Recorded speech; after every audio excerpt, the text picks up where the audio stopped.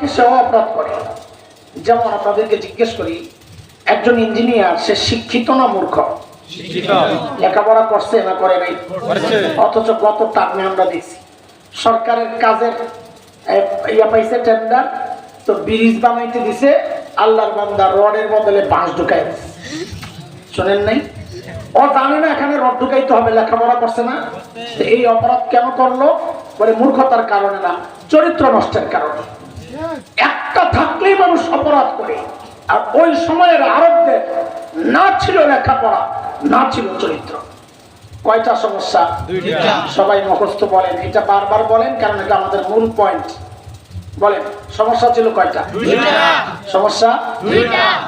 এই মৌলিক দুই সমস্যা ঠিক করার জন্য, সমাধানের জন্য আল্লাহ সুবহানাহু ওয়া তাআলা সর্বশ্রেষ্ঠ রাসূল সাল্লাল্লাহু আলাইহি ওয়াসাল্লামকে মৌলিক দুইটা জিম্মাদারি, দায়িত্ব আর সমাধান দিয়ে দুনিয়ায় পাঠিয়ে দিয়েছেন।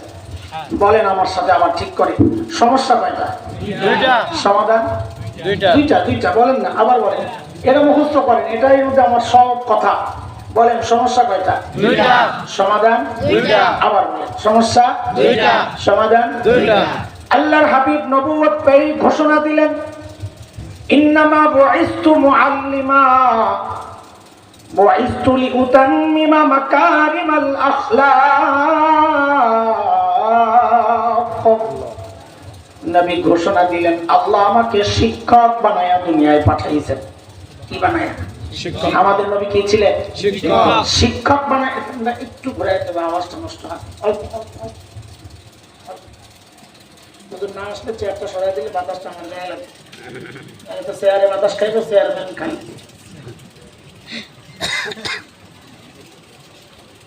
এত ঘুরেছিস তাহলে মাইকেরে বাতাস খাবে না, আমারই খাওয়া। আল্লাহ শিক্ষক বানায় কেন পাঠাইছেন? ওই যে মৌলিক দুই সমস্যা, একটা ছিল মূর্খতা, তো ওই মূর্খতা দূর করার জন্য। বুঝে আসছেনি কথা? দুই নাম্বার নবী বলেন, আল্লাহ আমাকে সর্বোচ্চ উন্নত চরিত্র দিয়ে দুনিয়ায় পাঠিয়েছেন কেন? আমি যেন এই বর্বর আরবদের পেছনে মেহনত করে করে ওদেরকে মানব ইতিহাসের শ্রেষ্ঠ চরিত্রবান মানুষ বানাতে পারি। বলেন তো আমার সাথে আবার, সমস্যা কয়টা? দুইটা। সমাধান দুইটা।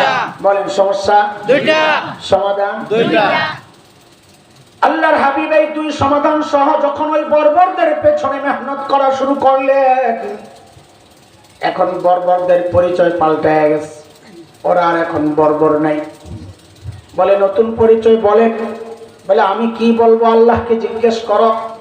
মালিককে জিজ্ঞেস করলাম, মালিক ওই বর্বরদের নতুন পরিচয় বলেন। তো আল্লাহ জানায় দিলেন, সীমাহুম ফি ওয়ুজুহিহিম মিন আসারিস সুজুদ। আল্লাহ বলেন ওদের চেহারার মধ্যে সেজদার চিহ্ন পাইবা। বলে সেজদার চিহ্ন তো বাহির দিয়া, তার মানে বাহিরে ফিটফাট, আবার ভেতরে সদরঘাট কিনা? আল্লাহ বলেন না না না, আমার নবীর সাহাবীরা বাহিরও এক নাম্বার, ভেতরও এক নাম্বার। বলে ভেতরে এক নাম্বার আমরা বুঝবো কেমনে? তো আল্লাহ যেন বলেন, তোর বোঝার দরকার কি? আমি ওদের কলবের পরীক্ষা নিয়েছি, আমি দেখেছি ওই পরীক্ষায় ওরা পাস। এই কথাটা একটু বোঝেন। আমরা অনেকে নিজের মুত্তাকি মনে করি, কিন্তু বউ স্বীকার করে না। কিরে ভাই, বিশ্বাস করে জিগায়েন, আপনার বউ আপনার কাছে মরি দিয়েছে, আপনার একটা ধমক দিব, ফালতু কথার জায়গা বাজকা, আসলে জবাব নাই। দেখা করে জিগারের দরকার নাই, আমারটা শোনেন, আমার বউ আমার কাছে মরি দেয় নাই। কইলে কবু কি আপনি কোন মার্কা আপনি জানা আছে? আমার মরি দেওয়া লাগতো না। ও এক পিসাবের বউ এরকম পিসাবে মানে না, খালি লেগে থাকে। তো একদিন পিসাব ঘরে এসে বউ দিছে, আল্লাহ রে এক শিক্ষা। তো পিসাবকে কি কি ঘটনা কি? এমন ভাবে আল্লাহ রে কইছো, আমি তো চলে যাবো, কি সমস্যা তোমার? আজকে এক দৃশ্য দেখছি, দেখে আমার কলিজারা ছিঁড়ে গেছে। কি দেখছো? আজকে দেখছি আমাকে বাসার সামনে দিয়া এক পিসাব উইরা উইরা যায়। আমারে খোদায় কোন পীর মিলাইলো, হয়তো লেংরায় লেংরায় আরে পিসাব কয়, আরে পড়া কপাল, আগে মনে করছিলাম তোর দিল নষ্ট হয়, আমি দেখি চোখটিও নষ্ট। বলে কেন? বালকেরা খেয়াল করস নাই ওরে যে আমি আসিলাম। কে আসিল? আমি তো গেছি বিরাট। এমন বউ কি করে? তাই তো কই ডানা একটা ভাঙ্গা কেন? বউ স্বীকার করবে না তুমি মুত্তাকি। আর কথা বলেন ঠিক কিনা? হ্যাঁ, ঠিক না করলেও ঠিক। আমি আপনি মুত্তাকি, আমাদের পাশের মানুষরা স্বীকার করে না। আর আল্লাহর নবীর সাহাবীরা মুত্তাকি, আল্লাহ নিজে সাক্ষী দিয়েছে। কোরআনের কথা, আমি একটা আমার কথা বলবো না। সূরা তাহরীমের 3 নম্বর আয়াত আল্লাহ বলেন, ইন্নাল্লাযীনা ইয়াগুদ্দুনা আসওয়াতাহুম ইনদা রাসূলিল্লাহ উলাইকাল্লাযীনা ইমতাহানাল্লাহু কুলুবাহুম লিত-তাকওয়া لهم مغفرة وأجر عظيم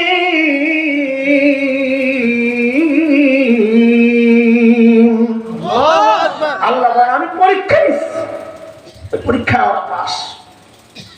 নবীর কাছে জানতে চাইলাম, ইয়া রাসূলুল্লাহ, যেই বর্বরদের পেছনে মেহনত করলেন ওদের নতুন পরিচয় বলেন। আল্লাহর নবী যেন বলে উঠলেন, এরা আমার সাহাবীদেরকে তোরা বর্বর বলিস না, কারণ এখন ওরা বর্বর নাই, নতুনটা বলেন না। তো নবী বলেন, খায়রুল কুরুনি কারনি, ওরা বর্বর নাই, ওরা এখন মানব ইতিহাসের সর্বশ্রেষ্ঠ মানুষ হয়ে গেছে। আচ্ছা শোনেন, রাত তো অনেক হয়েছে, আমার তাইতে 12টা বাজছে। সুবহানাল্লাহ। আমি রাস্তায় গাড়ি থামাইয়া নামতে নামতে শেষ, গাড়ির মধ্যে একটু মানুষ বেশি, নরসিংদীর দিকে উঠতে উঠতে আইসে সব লগে লগে মনে করছে গেলে হুজুরের লগে কত ভালো ভালো খাওয়াইব, কিন্তু এত তো কষ্টটা তো বুঝলে আইন না। 3-4 জন আইসে নরসিংদীর থেকে। তো ওই যে রাস্তায় ওই যে মাটি বালু বালু বালু উঠায়, ওই পাইপের কাছে গাড়ি আটকায় যায়। তো সব দিনে নাম গাড়ি আগে তা আবার উঠে এমন করতে করতে জিকিরে ফিকিরে যুদ্ধ করতে করতে আপনার এলাকায় আইসি। মাশাআল্লাহ কয় না জালেমের গোষ্ঠী। তো আজকে ওই যে বলছি মনোযোগ দিয়ে শোনা লাগবে, এক লাইনের কথা বলবো, একটা নাক বরাবর দেখবেন, এক লাইনে কথা চলতেছে ইনশাআল্লাহ। মুখস্থ করা লাগবে ইনশাআল্লাহ। হ্যাঁ, এলোমেলো কথা আগা গোড়া মুখস্থ করে বাড়ি যাবো ইনশাআল্লাহ, যে কি বলছি আজকে। হ্যাঁ ঠিক আছে ইনশাআল্লাহ। সামনে বইছো বাতিজা, না পারলে কিন্তু মুরগি বানায় দেবো। এজন্য মুখস্থ শোনাইতে হবে আমার, কিন্তু মুখস্থ করার জন্য একটা লাইন করে দিয়ে থাকে, তো সহজ হয়। এতক্ষণ যা করছি বয়ান খেয়াল করে, এতক্ষণ যা করছি সামনে যা বলবো টোটাল কথাগুলো 6 কথার বয়ান। কয় কথা বলেন? কয় কথা? 6 কথা। সাহাবীদেরকে নিয়ে 3 কথা, আর আমার মতো জাহেল তার নিয়ে 3 কথা। তো কয় কথা হইল? তাড়াতাড়ি বলেন, কয় কথা? সাহাবীদেরকে নিয়ে কয় কথা? 3 কথা। আমি যা বলি আমার সাথে সাথে বলবেন, জবাব দিয়েন না। হুজুর যখন কয় বল আলিফ, তো বাচ্চা কি বলে? না কয় লম্বা একটা দা, কি বলে? আলিফ। হ্যাঁ, তা আমি যা বলি তাই বলবেন, অন্য কিছু বলবেন না। সাহাবীদেরকে নিয়ে কয় কথা বলেন? ওরা ছিল কি? ওরা ছিল কি? সবাই বলেন, সবাই না বললে আর বড় মুখস্থ না করলে হইব না। বলেন, ওরা ছিল কি? ওরা ছিল কি? অবাক হওয়ার মতো একটা ভাব নিয়ে বলেন, হইল কি? আবার ওরা ছিল কি? ওরা মানে কারা? সাহাবীরা। সাহাবী ছিলেন তো আল্লাহর নবীর ইমানদার সঙ্গীরা, সোজা তরজমা। বলেন, ওরা ছিল কি? হইল কি? মাঝখানে ঢুকলো কি? আচ্ছা, এটা একটু ব্যাখ্যা বুঝেন তো বলতে মজা লাগবে। ছিল কি? ছিল সবচাইতে খারাপ। হইল কি? সবচাইতে ভালো। আশ্চর্য, সবচেয়ে খারাপ মানুষগুলো সবচেয়ে ভালো মানুষ কেমন হয়েছে? এটা কিভাবে সম্ভব? মাঝখানে কি ঢুকছে? কিসের ছোঁয়ায় পরিবর্তন? বলে মাঝখানে ঢুকছে কোরআনুল কারীম। সুবহানাল্লাহ, কি ঢুকছে? আবার বলেন ঠিক করে, ওরা ছিল কি? হইল কি? মাঝখানে ঢুকলো কি? এই 3 কথা আমরা ব্যাখ্যা আসতেছি, আমি শুধু উপরেরটা মুখস্থ করেন। এই 3 কথারে একটা পোটলা বানাইয়া আস্তে একটা গিট্টু লাগাই রেখে দেন, পরে একটু পরে আবার বলবো, তো গিট্টুটা জোরে দিয়ে না, পরে দেরি রাখছেন। হ্যাঁ, হস্কা গিট্টু, হস্কা গিট্টু কয়। আচ্ছা, হস্কা গিট্টু চিনেন আপনারা? একটা হস্কা গিট্টু দেন। মাঝে মাঝে কইছি বললাম, আমি তো এলাকার শব্দ বুঝি না। হস্কা কিচ্ছু দিয়ে রাখছেন কয় কথা? কাদেরকে নিয়ে? কি কথা বলেন? তো হস্কা কিচ্ছুকে এত হস্কা না খুললেই বের হয়ে গেছে না ভিতরে ঢুকাইছে? আচ্ছা বাদ দেন, আমাদেরকে নিয়ে কয় কথা? ওইটা মুখস্থ করে। সেটা কি দেখেন, সাহাবায়ে কেরাম যে অপরাধগুলো, যে বর্বরতাগুলো ছাড়ছে, আমরা সেগুলা খালি ধরি নাই, বেশি মাত্রায় করতেছি, ওগুলো আরো বেশি করতেছি। সাহাবায়ে কেরাম যে কোরআন সুন্নাহ ধরে সর্বশ্রেষ্ঠ হয়ে গেলে, আমরা সেগুলা ছাড়ছি। এটা আমাদের জন্য দুর্ভাগ্য না গর্বের? আফসোস না গর্বের? এবার আমাদের তিন কথা মিলান, বলেন ধরলাম কি? আফসোসের সুরে বলবেন ছাড়লাম কি? হুজুররা না, ওলামারা না, সাধারণরা এরকম হাত ওঠা, এরকম মুনাজাতের মতো হাত ওঠা উঠাইছে। এবার জোরে কপালে একটা বাড়ি মারার বলেন আরে করলাম কি? না আরেরা পছন্দ হয় নাই, মিডা হয়ে গেছে, কলিজার নিচের থেকে বাইর করবেন, বলে ধরলাম কি? ছাড়লাম আরে করলাম কি? এই তিন কথারে আরেক পটলায় ঢুকাইয়া এখন আর হস্কা গিচ্ছা না, দেরি হয়ে জায়গা আইতে জোরে গিচ্ছা লাগায়। এটাকে কি গিচ্ছা করে?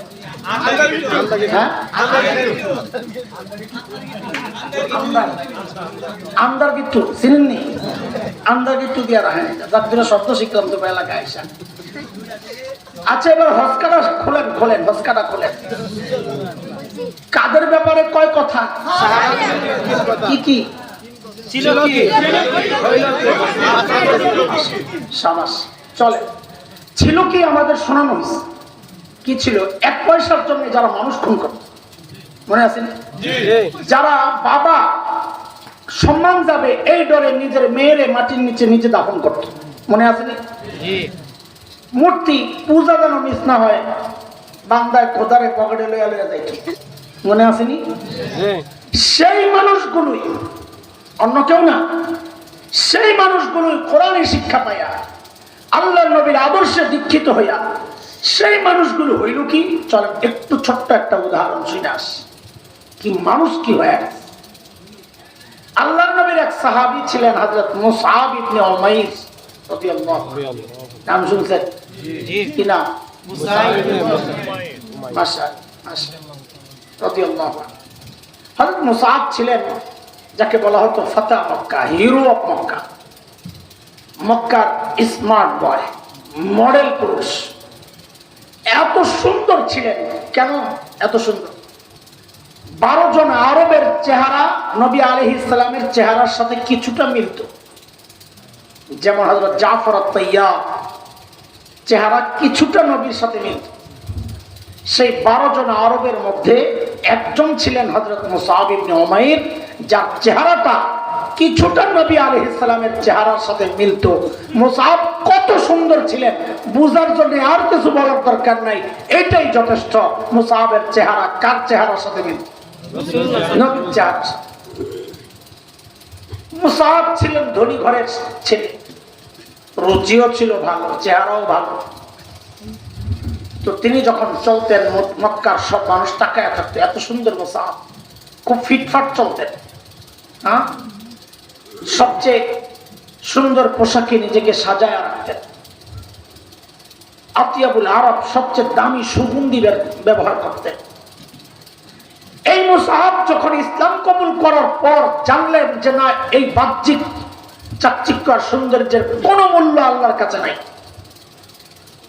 এই মানুষটাই কোরআনের ছোঁয়ায় পরবর্তীতে জীবনের পরিবর্তন কি হয়েছে একটু দেখেন। লম্বা হিস্টোরি তার। হাবশায় হিজরত করছেন মার নির্যাতন সইতে না পাইরা, আরো অনেক লম্বা হিস্টোরি আছে, আমি ওদিকে যাবো না, শেষটা একটু শোনাই। সেই মুসআব যিনি সবচেয়ে সুন্দর পোশাকে আচ্ছাদিত থাকতেন, সবচেয়ে ফ্যাশনেবল পোশাকে নিজেকে ঢেকে রাখতেন, সেই স্মার্ট বয়, মক্কার মডেল পুরুষ, হ্যাঁ, সেই মুসআব যখন উহুদের যুদ্ধে শহীদ হন, শহীদের মাসআলা আছে কিছু আলাদা। গোসল ছাড়া দাফন দিতে হয়, জানেন তো? শহীদকে কি করা হয় না? গোসল দেওয়া হয় না। যেই কাপড়ে শহীদ হয়েছে ওই কাপড় দিয়েই পেঁচায়া কাফন। কেন জানে? যেন হাসরের মাঠে শহীদ যখন আল্লাহর আদালতে দাঁড়াবে তো শরীর থেকে ওই তাজা রক্তগুলো চপ টপ টপ করে ঝরবে, আর ওই রক্ত থেকে মেশক আম্বরের ঘ্রাণ বেরোবে। আল্লাহ শাহাদাতের মৃত্যু নসিব করো। আমিন। হযরত মুসআব লাশের মধ্যে আছে। সাহাবায়ে কেরামকে নবী হুকুম করতেন দাফন কাফনের ব্যবস্থা কর। বুখারীর হাদিস এটা, 4045 নম্বর হাদিস। হযরত আব্দুর রহমান ইবনে আউফ বর্ণনা করেন। তো তিনি বলেন, মুসআবকে যখন দাফন করতে নিলাম, যেহেতু তার গায়ের শরীরের কাপড় দিয়েই তাকে দাফন করতে হবে, নিয়ম, যেহেতু শহীদ। হায় আল্লাহ, দেখি মুসআবের সাথে পর্যাপ্ত কাপড় নাই যা দিয়া তাকে দাফন কর। কতটুকু কাপড় আছে? নামায় নামায় এটা নামায়। তাজা ফুল দেয় মানুষে, নেই না মানুষে মাঝে মাঝে তাজা ফুল দেয়, নেই না, সময় নাই, প্লাস্টিক নেবো মেয়ে না। হুজুর আমার চারপাশে তাজা গাছ লাগাই রাখছে, মাশাআল্লাহ, পরিবেশ সুন্দর, রুচি আছে। হযরত আব্দুর রহমান ইবনে আউফ বলেন, মুসআবের গায়ে পর্যাপ্ত কাপড় নাই। কি আছে? বলে একটা চাদরের টুকরা আছে। বলে এটা কত বড়? আল্লাহ। হযরত আব্দুর রহমান ইবনে আউফের শব্দ বুখারীতে আসছে রিওয়ায়াত। তিনি বলেন এটা এত ছোট, ইন গুত্তিয়া বিহা রাসু বাদাত রিজলা ওয়া ইন গুত্তিয়া বিহা রিজলা বাদা রাসু। বলে ওই কাপড়ের টুকরা দিয়া মুসআবের মাথাটা ঢাকলে টান পেরা পাও খালি হয়ে যায়, পাও ঢাকলে মাথা খালি হয়ে যায়। আল্লাহর হাবিবের কাছে খবর গেছে, ইয়া রাসূলুল্লাহ, মুসআবকে দাফন করার মতো পর্যাপ্ত কাপড় নাই, তার মাথা ঢাকলে পা খালি হয়ে যায়, পা ঢাকলে মাথা খালি হয়ে যায়, এখন কি করব? নবী আলাইহিস সালাম বললেন, মুসআবের মাথাটাই ঢেকে দাও। এক রকমের ঘাস পাওয়া যায় ইসখির আরবে, বলে ওই ঘাস দেওয়ার পাওগুলা ঢেকে দাও। এর দোস্ত, যেই মানুষটা ছিলেন গোটা আরবের মক্কার মধ্যে সবচাইতে সুদর্শন, সবচাইতে সুন্দর পোশাকে, সবচাইতে আধুনিক এবং ফ্যাশনেবল পোশাকে যিনি নিজেকে সাজায় রাখতেন, সেই মানুষ ইসলাম কবুল করার পর কি মানুষ কি হয়ে গেল। এখন কাপড়ের চিন্তা নাই, এখন রক্ত দেওয়ার চিন্তা, এখন দ্বীনের জন্য জীবন দেওয়ার চিন্তা। এটা হচ্ছে ইসলামের সৌন্দর্য। কোরআনের ছোঁয়ায় সবচেয়ে খারাপ মানুষগুলো সবচেয়ে ভালো মানুষে রূপান্তরিত হয়। আমরা আপনাদের কাছে জিজ্ঞেস করি, সেই কোরআন তো আল্লাহ তাআলা আসমানে উঠায় নিয়েছেন, আমাকে কথা জবাব দেওয়া লাগে। সেই কোরআন আল্লাহ আসমানে উঠায় নিয়েছেন, আছে? ও পুরান হয়ে গেছে, পাওয়ার কমে গেছে, আগের মতোই। তাহলে আমি দুইটা প্রশ্ন করবো, বুঝে শুনে জবাব দিবেন। হুজুগে তালে তালে আমাদেরকে খুশি করার জন্য জবাব চাই না, বুঝে শুনে জবাব দিবেন। যে কোরআন ধরে বর্বর আরব সর্বশ্রেষ্ঠ মানুষ হয়েছে, সেই কোরআন এই যুগের মানুষকে সর্বশ্রেষ্ঠ বানাতে পারে না? পারে? পারে? কে কে বিশ্বাস করি দেখি? আল্লাহু আকবার। আমিও বিশ্বাস করি। হাত নামা। কোন জায়গায় হাত উঠেছেন এটা কি মনে আছে? আমি আবার মনে করে দিই, তাহলে আবার উঠাই। কোরআন একমাত্র মাধ্যম। ভাই বুঝেন সত্য, আমি কিন্তু অন্যতম মাধ্যম বইলা আরেকজনের শরীক বানাই নাই। কোরআন একমাত্র মাধ্যম, যে মাধ্যম মানুষকে সর্বশ্রেষ্ঠ মানুষ বানায়। এটা কি বিশ্বাস করে? বুঝে শুনে কে কে বিশ্বাস করেন? আবার হাত দেখতে চাই। আরে আল্লাহ আকবার সাথে বলো না, আল্লাহু আকবার। হাত না। আরেকটা প্রশ্ন, আপনারা আপনাদের সন্তানকে, আপনজনকে, নাতি নাতনি, তাদেরকে সর্বশ্রেষ্ঠ মানুষ বানাতে চান? বুঝে শুনে জবাব দিয়েন। চান? কে কে চাই? এই জায়গায় হাত দেখতে চাই। সবাই? ঝামেলা আছে, হাত রাখেন। হাত নামা। রাত বিয়া প্রসেস না করবি, খোসা দেশ না, বয়স হলে আমরা খেয়াল করুন, খোসা দেওয়া লাগবে না। বলা পাই শরম গরম নাই, বিয়া করছে না, আবার কয় বেহায়া বেয়ান দরকার। সাল্লাল্লাহু আলাইহি ওয়াসাল্লাম ওই যে তিন জিনিস বানাইছিলেন পটলা, কি কিটা দিছিলেন? ওইটা এবার দেন টিকিট চলেন আমরা টিকিটটা দিয়া পকেটে লয়ে এলাম বাইরে যাবেন লইছে ওই গিটটা খুলেন আপনার গিটটা খুলেন ওখানে কয় কথা ছিল কাদেরকে নিয়ে ধরলাম কি এবার আসেন আপনারা দুই জায়গায় হাত উঠাইছেন এক জায়গায় উঠাইছেন এটা সবাই বিশ্বাস করে কোরআন একমাত্র মাধ্যম যে মাধ্যম মানুষকে সর্বশ্রেষ্ঠ মানুষ বানায় বলেন নাই আরেক জায়গায় হাত উঠাইছেন আপনারা আপনাদের সন্তান আপনজনকে সর্বশ্রেষ্ঠ মানুষ বানাতে চান ঠিক আছে কথা কিন্তু এক চরম বাস্তবতা কি শুনবে এখানে এমন অনেক পাওয়া যাবে হয়তো বা আমার ধারণা ভুল হোক আমি চাই কিন্তু এটাই বাস্তবতা যারা এই দুই কথার যে কোনো এক কথায় অবশ্যই সত্য বলেন নাই মিথ্যা বলেছেন বলে আপনি কি গায়েব জানেন দুর্মিয়া আমি গায়েব জন্ম করতে গিয়ে গায়েব তো শুধু জানেন এত আসতে কে হ্যাঁ আমি গায়েব জন্ম করতে গায়েব আমি জানি না দোস্ত কিন্তু আমি এই সমাজ তো চিনি এই সমাজের মানুষের চিন্তা চেতনা চলার গতি পথ সব আমার জানা সেই জানা জায়গা থেকে বলছি এখানে অনেক পাওয়া যাবে যারা এই দুই কথার কমপক্ষে একটা সত্য বলেন নাই মিথ্যা বলেছেন বলে কেমনি বললাম মিথ্যা আপনারা কি বলেন নাই কোরআন একমাত্র মাধ্যম যে মাধ্যম মানুষকে সর্বশ্রেষ্ঠ বানায় বলেন নাই সাথে ওইটাও বলেন নাই যে সন্তানকেও সর্বশ্রেষ্ঠ বানাতে চান বলছে কেমনি মিথ্যা বললেন এইবার শোনেন আপনি সন্তানকে সর্বশ্রেষ্ঠ মানুষ বানাতে চান এই কথায় যদি আপনারা সত্যবাদী হন তাহলে আপনি তো একটু আগে কইলেন সর্বশ্রেষ্ঠ বানায় একমাত্র কোরআন তো সন্তানকে সর্বশ্রেষ্ঠ বানানোর জন্য যেই কোরআন একমাত্র মাধ্যম আপনার সন্তানকে তো সেই কোরআনই প্রতিষ্ঠানের পাঠানোর কথা ছিল ওখানে না পাঠাই আপনারা পাঠাইলেন কোথায় জবাব দেন তার মানে সত্য বলেন নাই মুখে বলতেছেন সন্তানকে সর্বশ্রেষ্ঠ বানাতে চান কিন্তু সর্বশ্রেষ্ঠ যে কোরআন বানায় ওই কোরআনই প্রতিষ্ঠান নিয়ে সন্তানদের পাঠান নাই তাহলে আপনার এই মুখের কথাটা এটা ঠিক না এটা মিথ্যা কথা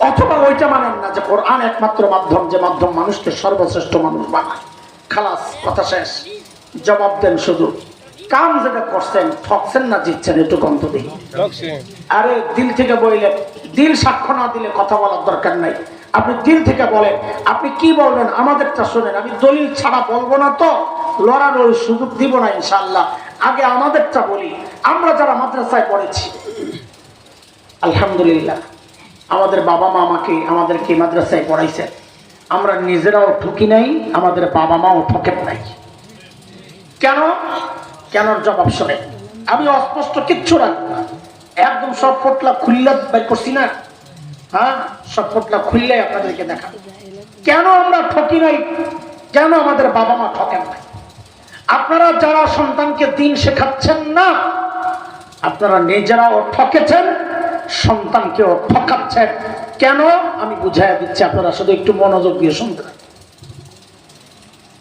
দোস্ত আমরা যারা মাদ্রাসাওয়ালা আমরা ঠকি নাই বাবা মাও ঠকেন নাই কেন দেখেন দুনিয়ার রাজা বাদশাদের চেয়ারে আমরা বসতে পারি নাই চাইও না বসতে কিন্তু এক চরম বাস্তব কথা হচ্ছে সত্য কথা হচ্ছে এই কোরআনের কারণে আল্লাহ মানুষের হৃদয়ে আমাদের প্রতি যে শ্রদ্ধা আর ভালোবাসা আল্লাহ ঢুকাইয়া দিয়েছেন কসম করে বলি দুনিয়ার রাজা বাদশারা ধারে কাছেও নাই কথা ঠিক বলেন আমার মা বাবাও ঠকেন নাই কেন ঠকেন নাই কারণ আমি হাসান জামি ছোট মানুষ আমার এমন কোনো দিন যায় বলে আমার মনে পড়ে না যেদিন আমি বলি না রব্বির হামহুমা কামা রব্বায়ানি সগীরা শুধু তাই না আমাদের গ্রামের বাড়ি কুমিল্লা দাউদকান্দি গ্রামের বাড়িতে মাদ্রাসার পেছনে মা বাবার কবর এত ব্যস্ততা কত ব্যস্ততা এটা আপনাদেরকে বুঝাইতে পারবো না আমার সাথে কেউ থাকলে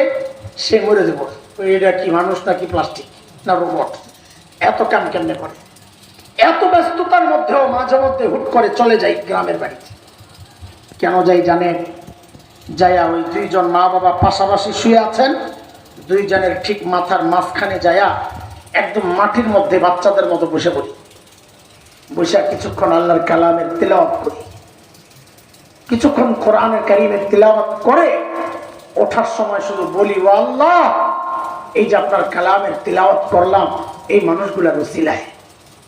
ও আল্লাহ, দুনিয়া থেকে বিদায় নেওয়ার সময় যারা আমাকে আপনার সাথে জুড়ে দিয়ে গেছেন আল্লাহ, তারা আজকে বড় অসহায়, তারা যেন আজকে আপনার রহমত থেকে বঞ্চিত না হয়, বিচ্ছিন্ন না হয়। রব্বির হামহুমা কামা রাব্বায়ানি সাগীরা। আমি আমার অবস্থাটা ব্যাখ্যা দিলাম, একটু বলেন তো এই অবস্থায় আমার মা বাবা জিতছেন না ঠকছেন? বলেন বলেন। হ্যাঁ, আপনারা যারা সন্তানকে দিন শেখাচ্ছেন না, নিজেও ঠকেছেন, সন্তানকেও ঠকাচ্ছেন। বলে কেন কেন? শুনে, আপনাদেরটা শুনে। এটা আমি বললে তো আপনার কাছে এত গুরুত্ব নাও লাগতে পারে। পত্রিকাওয়ালাদের রিপোর্ট অনলাইনে সার্চ দিলে পাওয়া যায়। মানব জমিন পত্রিকা একটা রিপোর্ট আসছিল। কি সেটা? উচ্চ শিক্ষার হার। উচ্চ শিক্ষা মানে মাদ্রাসা শিক্ষা কোনটা? জেনারেল। কিন্তু ওই জায়গাও আপনাকে গলত আছে। আপনাকে গলত যদি ধরি বসে বসে আপনাকে মন খারাপ হয়ে যাবে, কিন্তু বাঁচবেন না। সব উল্টা পাল্টা কথা আপনারা বলেন। এই জমিনে যে শিক্ষা ব্যবস্থা তৈরি হয়েছে এটার নাম দিলেন আপনারা উচ্চ শিক্ষা। আর উপর থেকে যে সেকেলে শিক্ষা, হ্যাঁ, মৌলবী আর পশ্চাৎপদ জাতি যারা পেছনে পড়ে আছে ওদের শিক্ষা না, না, প্রকৃত উচ্চ শিক্ষা হচ্ছে মাদ্রাসা শিক্ষা। এই জন্য আমাদের মুরব্বীরা আপনাকে শিক্ষার নাম দিয়েছে জেনারেল শিক্ষা, সাধারণ শিক্ষা। উচ্চ শিক্ষা তো আসমানি শিক্ষা। এটাই বাস্তবতা। আপনারা বলেন, এটা এমনি বললাম, এরকম খোসা দেওয়ার মতো অনেক আমার কাছে পুঁজি আছে, দিব না, কষ্ট দেওয়ার জন্য কথাগুলো বলি না, বসি নাই। উচ্চ শিক্ষার হার যত বাড়ছে, পত্রিকার রিপোর্টের হেডলাইন শোনাই দিয়েছি, উচ্চ শিক্ষার হার যত বাড়ছে সন্তানের সাথে বাবা মায়ের দূরত্বটাও তত বাড়ছে। এই কথা কি মিথ্যা? বলেন বলেন, বুকে হাত দিয়া সাহস করে বলেন, এই কথা কি মিথ্যা? অসম্ভব। এই কথা যে চরম সত্যের বাস্তবতা হচ্ছে। বৃদ্ধাশ্রমে যায় দেখেন, কারা কারা বৃদ্ধাশ্রমে যায় দেখেন। অনলাইনে একটা ভিডিও পাওয়া যায় ঈদের দিনের বৃদ্ধাশ্রমের। আমি দেখেছি, আমাকে একজন পাঠাইছেন, চোখের পানি আসছে ওই ভিডিও দেখা। বুড়া বুড়ি কাঁদতেছে, নিয়মিত কান্না করতেছে। আহারে, যেই বুড়া বুড়ি চারপাশে আজকে ঈদের দিনে নাতি নাতনিদের একটা কোলাহল থাকার কথা, উদযাপন, সেই বুড়া বুড়ি একা একা বসে বসে সময় খায় আর কান্না করে, কেউ নাই। মনে করছেন গরিব মানুষ এরা? না না, এরা সমাজের হাই সোসাইটি, এলিট শ্রেণী, নর্মাল কেউ না। ছেলে মেয়ে ইউরোপ আমেরিকায় থাকে। আমি তো মানুষ, ঈদের দিনের বুড়া বুড়ির চোখের পানি দেখে আমারও কান্না আসছে। কিন্তু একটা বিষয় চিন্তা করে গর্বে আমার বুকটা ফুলে গেছে। সেটা কি জানেন? যত জায়গায় যত জনের কাছে সাংবাদিক যায় মাইক্রোফোন ধরেছে পরিচয় জানার জন্য, আল্লাহু আকবার, একজন বুড়িও তার পরিচয় দেওয়ার সময় বলেন নাই আমি হাফেজের মা। একজন বুড়ো তার পরিচয় দেওয়ার সময় বলেন নাই আমি আলেমের বাবা। বলবে না, এটা হতে পারে না।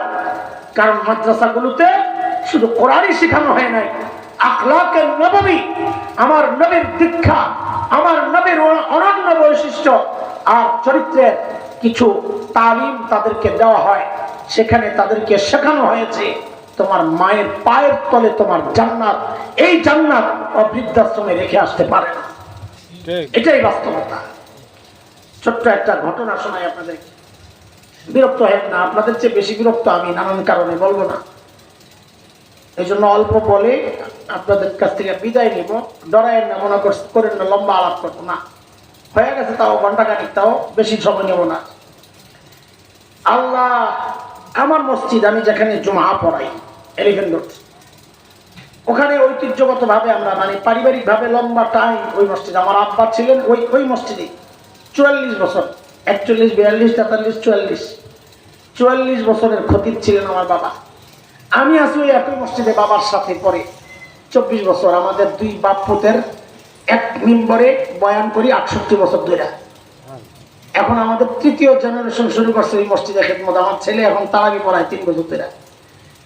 তো ওই মসজিদে আমরা একদম পুরান মানুষ এলাকায়, এলিফ্যান্ট রোড ধানমন্ডি, ওখানের একজন বড় মানুষ মারা গেছে। একসময় ঢাকার মূল যারা, এরা ওই ধানমন্ডিতেই থাকতো।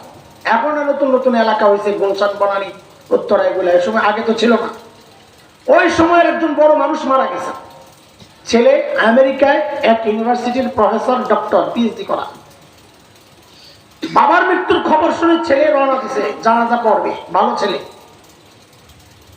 লাশ হসপিটালে, সন্তান আসার পর হসপিটালের আনুষ্ঠানিকতা সেরে যখন লাশ আসছে মহল্লায়, আমাদের মসজিদে জানাজা হবে, যেহেতু তিনি আমাদের প্রতিবেশী মহল্লার মুরব্বীরা আমাকে বললেন, ভদ্রলোক তোমার বাবার সাথে চলতেন, জানাজা তুমি পড়াইলে পারিবারিকভাবে তারা একটু স্বস্তি পাবে। তা আমি বলছি ঠিক আছে, আমি জানাজা পড়াবো। আমি তো জুমা ছাড়া মসজিদে যাওয়া হয় না, ওই মসজিদে আমি জানাজা পড়াবো। লাশ সামনে, ওই ভদ্রলোক যার বাবা লাশ, ডক্টর, তিনি আমার পাশে। তাকে দেখি হাউমাউ করে কান্না করতেছে। তা আমি বললাম, আমি অবাকই হয়েছি তার কান্না দেখে, কারণ এই টাইপের মানুষ যারা লম্বা সময় বিদেশ ছিল, এদের কেন যেন চোখের পানি নাই হয়ে যায়, দিল শক্ত হয়ে যায়। তার কান্না দেখে আমি অবাক হয়েছি। তো সান্ত্বনার জন্য কাছে ডেকে আনলাম, ভাই বাবা মারা গেছেন, আমারও বাবা নাই, আমার তো মাও নাই, সবর করেন, একদিন আপনিও থাকবেন না, আমিও চলে যাব, সবর করেন। ভদ্রলোক আমাকে বলেন কি জানেন, ভাই বাবা মারা গেছেন, আমি তো সেজন্য কান্না করতেছি না। আমি তো আরো অবাক হয়ে গেছি, তো কি জন্য কান্না করতেছে? তো বলে, আমি আমার বাবার সাথে কিছু কথা বলতেছি, বাবা তো জবাব দিচ্ছেন না। কি বলতেছেন? বলে, বাবাকে জিজ্ঞেস করতেছি, ও বাবা, আমাকে উচ্চ শিক্ষায় শিক্ষিত করার জন্য তুমি তোমার জীবন যৌবন শেষ করেছ, তোমার কামাই সব আমার পেছনে, তোমার আনন্দ সুখ সব তুমি বিসর্জন দিয়েছ, হয়তো তুমি সফল হয়েছ, আমাকে সর্বোচ্চ শিক্ষায় তুমি শিক্ষিত করেছ, কিন্তু বাবা এখন আমাকে জবাব দাও। বাবা তোমার লাশ সামনে, এখন আমাকে জানাজা পড়তে হবে, বাবা জবাব দাও, জানাজায় কি পড়বো? এত কিছু শিখাইলা, এটা কেন শিখাইলাম না? জবাব দাও। গর্ব করেন না? ছেলে ডাক্তার, গর্ব করেন। ছেলে ইঞ্জিনিয়ার, গর্ব করেন। আরে গর্ব তো করবে হাফেজের বাবা, গর্ব তো করবে আলেমের বাবা। যে বাবা মায়ের সন্তান বাবা মার জানাজা পড়ানোর যোগ্যতা রাখে না, আর যাই হোক ওই বাবা মার গর্ব করা সাজে না। আপনার তো আফসোস করা দরকার। আহারে করলাম কি, মনে আসেনি? আহারে করলাম কি, ধরলাম কি, ছাড়লাম কি, আহারে করলাম কি। গর্ব না, আপনার তো মাথা চাপড়াইয়া, বুক চাপড়াইয়া আপনার চিৎকার করা দরকার, আহারে করলাম কি। গর্ব করে। আসল আফসোসের জায়গা তো রয়ে গেছে হাসরের মাঠ। যেই সন্তানের ক্যারিয়ার দুনিয়ায় ভালো থাকবে এই চিন্তায় তাকে দিন শিখাইলেন না, ওই সন্তান কিন্তু আপনাকে ছাড়বে না। মনে রেখেন, সূরা আহজাব স্পষ্ট আসছে, ওই সন্তান আল্লাহর আদালতে দাঁড়ায় যাবে। কি বলবে? কোরআন বলতেছে, রব্বানা ইন্না আতানা সাদাতানা ওয়া কুবারানা فأضلونا السبيل ربنا آتهم ضعفين من العذاب والعنهم لعنا كبيرا। আল্লাহ, বাবা মা আমার মুরব্বী, আমার অভিভাবক, দুনিয়ায় তাদের কথা শুনেছি, তারা আমাকে পথভ্রষ্ট করেছে। আল্লাহ, আজকে আমি তাদের জন্য ডাবল শাস্তি চাই, ডাবল শাস্তি। কয় শাস্তি? ডাবল কেন? তাফসীর পরে বুঝেন, আগে এইভাবে বুঝেন। আল্লাহ আমার খাওয়ানোর দায়িত্ব ছিল, খাওয়ায় নাই, এক অপরাধ। বিষ খাওয়াইছে, আরেক অপরাধ। এবার তাফসীর বুঝেন। আল্লাহ আমাকে দিন শেখানোর দায়িত্ব ছিল, শেখায় নাই, এক অপরাধ। বদ্দীনই শিখায়া নাস্তিকতার দিকে ঠেলে দিয়েছে, আরেক অপরাধ। এই দুই অপরাধের শাস্তি চাই, ডাবল। আবার সাথে সাথে আল্লাহ কি বলাইতেছেন সন্তানের মুখ দিয়া, যে আপনি তো রহমান রহিম, বান্দা চিৎকার চেঁচামেচি করলে আপনার মায়া লাগতে পারে, এই জায়গায় আমি কোনো মায়া চাই না। যারা দুনিয়ায় আমার প্রতি রহম করে নাই, দয়া করে নাই, তাদের জন্য আজকে আমি কোনো দয়া চাই না, মায়া চাই না। বলে তো কি চাও? বলে তাদেরকে ওয়াল আনহুম লানান কাবীরা, আপনার রহমত থেকে দূরে, বহু দূরে সরায়া দেন, আরে যে সন্তান বলার কথা রব্বির হামহুমা কামা রাব্বায়ানি সাগীরা, ওই সন্তান বলছে ওয়াল আনহুম লা'নান কাবীরা। এরপর মনে করেন আপনারা আমরা মৌলবীরা পিছায় আছি, আপনারাই আগে আছেন। মনে করতে থাকেন, মনে করতে থাকেন। আমাদের মনের অবস্থা আপনারা শুনেন, আমাদের মতো শান্তিতে কেউ নাই। এটা হচ্ছে দিলের কথা। দ্বীনি ইলম যার কাছে আছে, এই সম্পদ যার কাছে আছে, সে তার মতো সুখী মানুষ দুনিয়ায় কেউ নাই। আমাদের বুকটা খুলে যদি আমাদের সুখ দেখাইতে পারতাম, সব বাদ দিয়া মাদ্রাসায় সবাই পড়তেন। এটা হচ্ছে চরম বাস্তবতা। মুহতারাম হাজিরিন, শেষ কথা, যদি সন্তান চান আপনি দুনিয়ায়ও ভালো থাকুক, আখিরাতেও ভালো থাকুক, আপনিও ভালো থাকেন, আখিরাতেও ভালো থাকেন, এর কোনো বিকল্প নাই। সন্তানকে দিন শেখান, এর কোনো বিকল্প নাই। সেই জন্য আজকে আমরা 5টা ওয়াদা দিয়ে এখান থেকে যাবো ইনশাআল্লাহ। কয় ওয়াদা মনে আসেনি? বয়ান কয় কথার বয়ান হয়েছে? শুরু থেকে শোনাইতে পারবানি? মুখস্থ হয়েছে নি? সাহাবীদেরকে নিয়ে কয় কথা? ওরা ছিল কি? মাঝখানে কিসের ছোঁয় পরিবর্তন? কোরআন সুন্নাহর ছোঁয়। সেই কোরআন সুন্নাহ তো আছে এখনো না? তা আমরা পাপ দিয়াতে অন্যদিকে দৌড়াইছি, এটা আমাদের জন্য গর্ব না আফসোস? এই জন্য আমরা কি বলবো? ধরলাম কি, ছাড়লাম কি, আরে করলাম কি? মনে থাকবো তো ইনশাআল্লাহ? এই আফসোস করবো নাকি গর্বের জায়গায় আসবো ইনশাআল্লাহ? গর্ব করার মতো কিছু করবো ইনশাআল্লাহ। কি করব? এই গর্বের ওয়াদা দেয়। বলে সবাই আমরা নিজে নিজের পরিবারের সবাইকে নিয়ে শুদ্ধ কোরআন শিখবো ইনশাআল্লাহ। আর ইনশাআল্লাহ পরে কোন আগে কথাটা বললাম, বলেন শুদ্ধ কোরআন শিখবো এইবার ইনশাআল্লাহ। অনেক মুরব্বী মনে মনে কইতেছে হুজুর আমার পড়া শুদ্ধ আছে। বাজান, আপনি যেটা শুদ্ধ মনে করছেন এটা আসলে শুদ্ধ না। আপনি মনে করছেন আন্দাজি একটা টান দেওয়ার নাম শুদ্ধ হলে এই লাফে করাইছেন এই লাফিম। আমি কোরআন শরীফ পড়ি না, আবার কেউ হতুয়া দিয়েন না, এটা কোরআন শরীফ না। আপনি মনে করছেন এটা শুদ্ধ না। আমাদের বাচ্চারা আপনাদের পড়া শুনলে হাসে, কি করে দাদা? আলহামদুলিল্লাহ, বাংলাদেশের কোন মানুষ, আমি বলি এটা আল্লাহর আদালতে এই অজুহাত দেখাইতে পারবে না যে আল্লাহ সুযোগ পাই নাই কোরআন শরীফ শুদ্ধ করা, লগে লগে বাড়ি জান্ডা। আল্লাহ কইব সারা দুনিয়ার মধ্যে সব শ্রেষ্ঠ হাফেজ যিনি আমি বাংলাদেশে পাঠাইছি, অলিতে গলিতে তো জগৎ বিখ্যাত হাফেজ পাওয়া গেছে, তুই আমার এটা হুনাস আমি জানি না, লাগাইব বাড়ি। এই কথা বাংলাদেশের মানুষের বলার সুযোগ নাই। আলহামদুলিল্লাহ, আমাদের অলিতে গলিতে পাড়ায় মহল্লায় বিশ্বমানের হাফেজ পাওয়া যায়। কথা বলেন না? হ্যাঁ, আপনাদের এই যে মির্জানগর সহ আরো আশপাশ যারা আছে, মির্জানগরের শাগিরেদরা সব বিশ্বমানের হাফেজ তৈরি করতেছে। হ্যাঁ, মির্জানগরের হাফেজ কি হাফিজুল্লাহ সাহেব হুজুর রহমতুল্লাহ আলাই, হুজুরের ছেলে মাহমুদুল্লাহ কাতারে কি সুন্দর তেলাওয়াত সুবহানাল্লাহ। মাঝে মাঝে বলি আরে ভাই এই লোকটা বাঙালি না হইলে আন্তর্জাতিক ভাবে আরো তার প্রচার হইতো। বাঙালি তো কেউ দাম দিতে চায় না, তার পড়ার যে স্টাইল, যে মান, আমরা তো কিছু বুঝি নাকি, একেবারে তো মূর্খ না। তা আমি বলি এই মানুষটা যদি বাঙালি না হয়ে আরবের হইতো তোরা মাথায় তুলে নাচতো, এমনও নাচে মাথায় তুলে, কিন্তু আরো নাচতো। এমন হাজার হাজার না লক্ষ লক্ষ হাফেজ বাংলাদেশে তৈরি হচ্ছে। সেই জায়গায় বসে আপনি বলতে পারবেন না যে হুজুর আল্লাহ সুযোগ পাই নাই। তা আল্লাহ আমি তো সুযোগ পাইছি তোর পিরামিড লেগে। এক নাম্বার, সবাই সূত্র তিলাওয়াত শিখবো ইনশাআল্লাহ, ঠিক আছে ইনশাআল্লাহ। 2 নাম্বার, আমাদের অনেকে তিলাওয়াত জানে, কিন্তু দুর্ভাগ্যের কথা হচ্ছে তিলাওয়াত করি না। এটা বড় আজীব, আমার খুব ভয় লাগে। আমি বলি মাঝে মধ্যে আমার মুসল্লিদেরকেও বলি, আরে ভাই ওই ঘরে আপনারা ঘুমান কেমনে যে ঘরে আল্লাহর কালামের তিলাওয়াত হয় না? কিভাবে সম্ভব? পারেন কেমনে? কিভাবে সম্ভব এটা? এই জন্য প্রতিজ্ঞা করেন নিয়মিত আল্লাহর কালামের তিলাওয়াত করবো ইনশাআল্লাহ, ঠিক আছে? কয়টা গেল? হ্যাঁ বলেন, সবাই শুদ্ধ কোরআন নিয়মিত তিলাওয়াত করবো ইনশাআল্লাহ। 3 নাম্বার, কোরআন অনুযায়ী চলবো ইনশাআল্লাহ, ঠিক আছে ইনশাআল্লাহ।